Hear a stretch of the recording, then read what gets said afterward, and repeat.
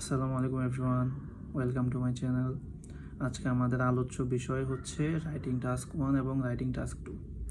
আমাদের রাইটিংয়ে টোটাল 1 ঘন্টা সময় দেওয়া থাকে। 1 ঘন্টা সময়ের মধ্যে আমাদেরকে টাস্ক 1 এবং টাস্ক 2 দুইটাই লিখতে হয়।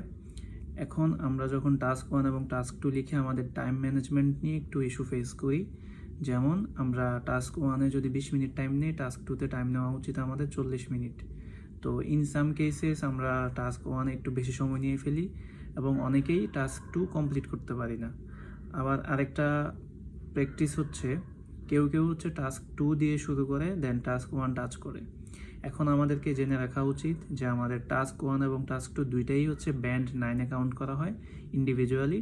কেউ যদি টাস্ক 1 ভালোভাবে লিখতে পারে তাহলে সে 9 আউট অফ ব্যান্ডে কিছু একটা পাবে, অথবা কেউ যদি হচ্ছে টাস্ক 2 একটু ভালোভাবে লিখতে পারে তাকেও হচ্ছে 9 ব্যান্ডেই কাউন্ট করা হবে। তার মানে দুইটা ব্যান্ড আলাদাভাবে কাউন্ট করে দেন হচ্ছে একসাথে যোগ করে 2 দিয়ে ভাগ দিয়ে দেন আমাদের একটা রাইটিংয়ের অ্যাভারেজ একটা নাম্বার নিয়ে আসা হয়।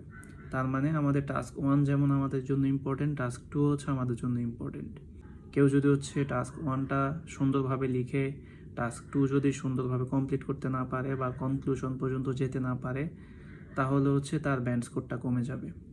এজন্য আমাদেরকে প্রপার প্ল্যানিং করে দেন রাইটিংগুলো লিখতে হয়। প্ল্যানিংটা হচ্ছে, আমরা যদি শুরুতেই এক্সামে কোশ্চেন পেয়ে লেখা শুরু করে দেই তাহলে হচ্ছে আমাদের অনেক কিছু মিস যেতে পারে, স্পেশালি টাস্ক 2 এর জন্য। এখন আমি টাস্ক 1 নিয়ে আলোচনা করব। টাস্ক 1-এ আমাদের ডায়াগ্রাম দেওয়া থাকে বা লাইন গ্রাফ, বার চার্ট এসব টাইপের আইটেম দেওয়া থাকে। ওইগুলো জাস্ট আমরা দেখে দেখে ওই ইনফরমেশনগুলো আমাদের মতো করে এক্সপ্লেন করি। সিকোয়েন্সিয়ালি আমরা একটা একটা করে এক্সপ্লেন করে শেষ করে দিই।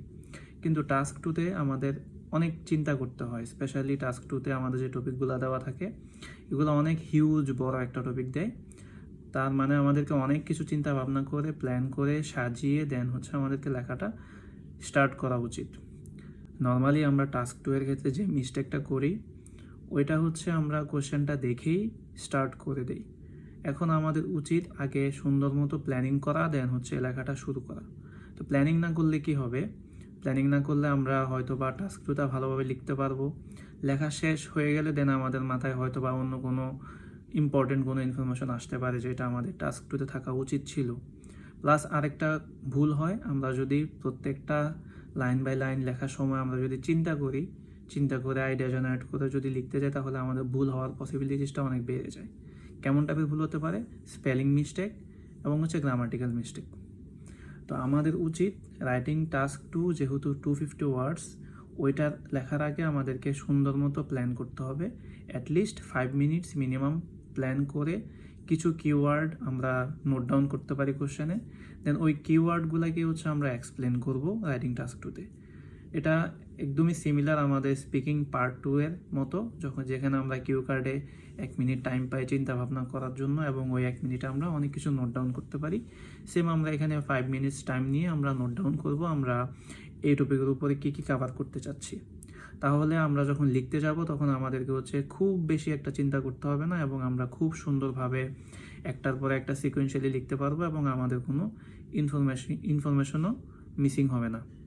তো এই জন্য আমাদের যখন আমরা রাইটিংটা প্র্যাকটিস করব, রাইটিং প্র্যাকটিস করার আগে আমাদেরকে আগে প্ল্যান করতে হবে কিভাবে একটা রাইটিংয়ের টপিক নিয়ে চিন্তা ভাবনা করে আইডিয়া জেনারেট করা যায়।